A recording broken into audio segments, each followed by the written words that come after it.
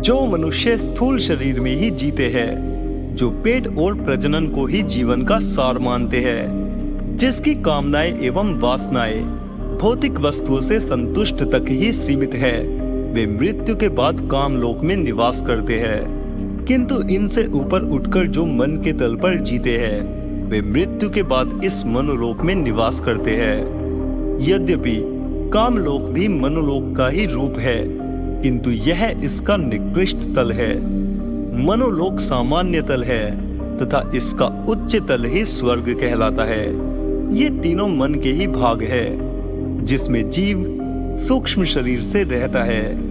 यह मनोलोक ही जीवात्मा का जन्म स्थान है। मन का अर्थ है विचार करने वाला ही मनुष्य है।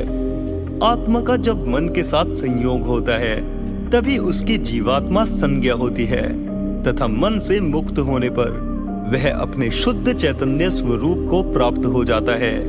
इसी को निर्वाण, मोक्ष आदि कहते हैं। भूवर लोक और मनोलोक में प्रकृति का ही अंतर है। यहाँ की प्रकृति भूवर लोक से अधिक सूक्ष्म होती है। यहाँ जीव विशेष क्रियाशील रहते हैं। प्रकृति की अवस्था के अनुसार इसके भी 7 विभाग है, जिनमें भिन्न भिन्न मन स्तर की जीवात्माएं रहती है। ये 7 स्तर भी प्रकृति कणों की घनता के आधार पर है, जो स्थूल से सूक्ष्म हो जाते हैं। इनमें प्रथम 4 खंड रूप खंड है और अंतिम 3 अरूप खंड है। जिस प्रकार सृष्टि निर्माण में ब्रह्म से सर्वप्रथम ब्रह्म की उत्पत्ति होती है, जिससे सृष्टि का निर्माण होता है, उसी प्रकार व्यक्ति में मन है, जिसकी उत्पत्ति भी आत्मा से होती है।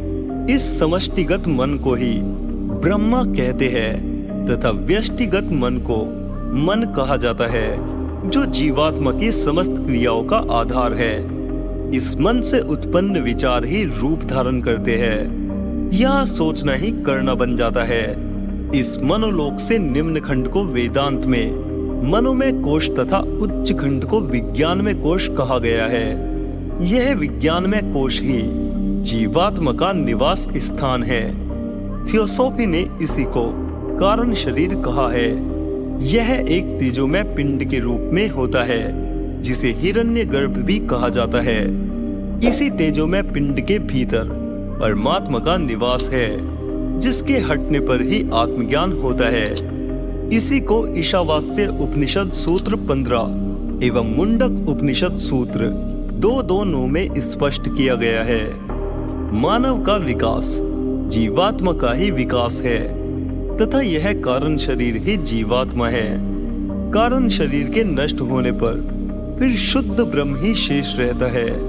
जीवात्मा अपना अस्तित्व उस ब्रह्म में विलीन कर देती है। जीवात्मा का विकास धीरे धीरे होता है। संसार के सभी अनुभव और संस्कार इस कारण देह में जमा रहते हैं तथा भविष्य में फल देते हैं।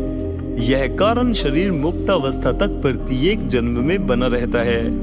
बाकी के स्थूल और लिंग शरीर और मनोमय कोश नष्ट होकर प्रत्येक जन्म में नए बनते रहते हैं। कारण शरीर में संग्रहित सभी कर्म, अनुभव एवं संस्कार पुनः नए शरीर का कारण बनते हैं। यही प्रारब्ध कहलाता है। जीवात्मा का निवास इस मनसलोक की पंचम भूमिका में है। प्रत्येक शरीर में जीवात्मा ही करता है। उसी से अहंकार उत्पन्न होता है। यही अविद्या या भ्रम है। अपनी वासना के कारण यह अपने को शरीर, मन आदि समझ लेता है, किंतु कर्ता जीवात्मा ही है एवं भोक्ता भी वही है। यह शरीर कर्ता एवं भोक्ता नहीं है।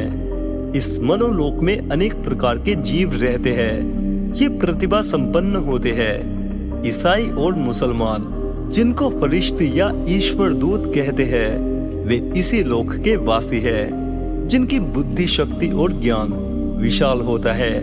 इसके अरूप खंड में जीवन मुक्त महात्मा और उनके दीक्षित शिष्य रहते हैं, जो मनुष्य को नई नई प्रेरणाएं और सूझ देते रहते हैं।